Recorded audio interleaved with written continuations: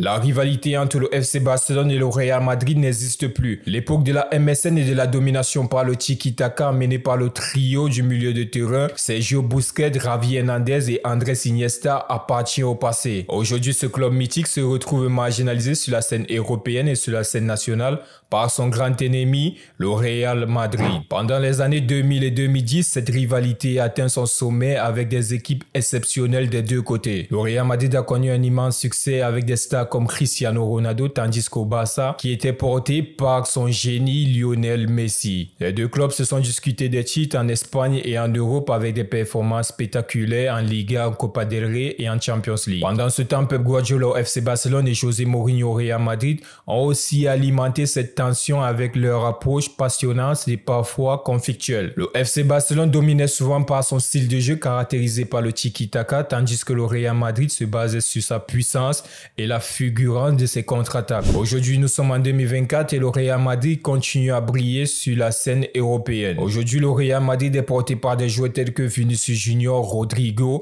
Jude Bellingham ou encore Thibaut Courtois. Et aussi, les gars, grâce à ses fondations avec son entraîneur Carlo Ancelotti. Grâce à lui, le Real Madrid a pu remporter sa 15e Ligue des Champions lors de la saison 2023-2024, consolidant ainsi son titre de meilleur club d'Europe. De son côté, le club catalan reste sur la voie de la reconstruction avec l'arrivée de Hansi Flick, mais le dernier match face à Monaco nous laisse perplexes face au réel niveau de cette équipe barcelonaise. Des jeunes joueurs comme Pedri, Gavi ou encore Lamine Yamal auront peut-être un avenir brillant, mais pour le moment, le club catalan peine encore à retrouver le sommet de son niveau en étant un géant d'Europe. Le FC Barcelone est très compétitif en Liga, mais ces dernières saisons, ils n'ont pas pu rivaliser avec les grands clubs européens en Champions League. Aujourd'hui, la différence de niveau entre le Real Madrid et le FC Barcelone est marquée par plusieurs facteurs. Premièrement, la stabilité du Real Madrid. Le Real Madrid bénéficie d'une stabilité organisationnelle et d'une gestion très solide de la part de son président Florentino Pérez. Tout au long de ces années, le Real a su régénérer son effectif avec des joueurs plus jeunes tout en gardant une base assez solide grâce aux vétérans assez expérimentés comme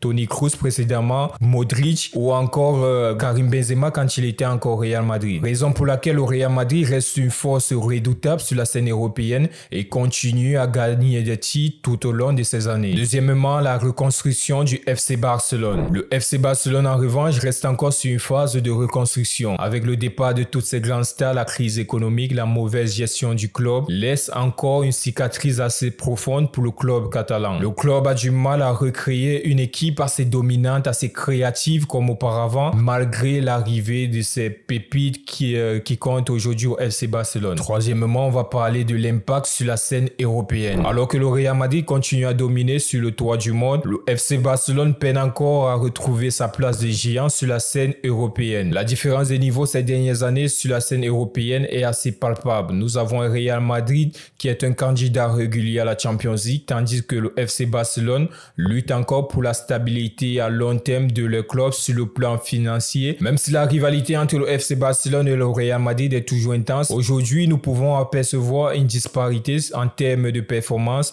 de ces deux équipes-là, que ce soit en Liga ou encore sur la scène européenne. Nous avons d'un côté le Real Madrid qui continue à dominer sur la scène européenne et de l'autre côté un FC Barcelone qui lutte actuellement pour redresser la barre concernant la gestion du club et aussi de ses finances. Cependant, cette rivalité historique demeure la plus fascinante du football mondial, nourrie par des décennies de succès, d'émotions et de drames. Les gars, si vous avez aimé la vidéo, n'hésitez pas. Likez, commentez et partagez. Surtout, abonnez-vous à Actu Mercato. Cette saison, je vous propose ce format. On va parler du FC Barcelone, du Real Madrid toute la saison. Les gars, je serai là pour faire les débriefs. N'hésitez pas à vous abonner. C'était la pépite pour Actu Mercato. Let's go!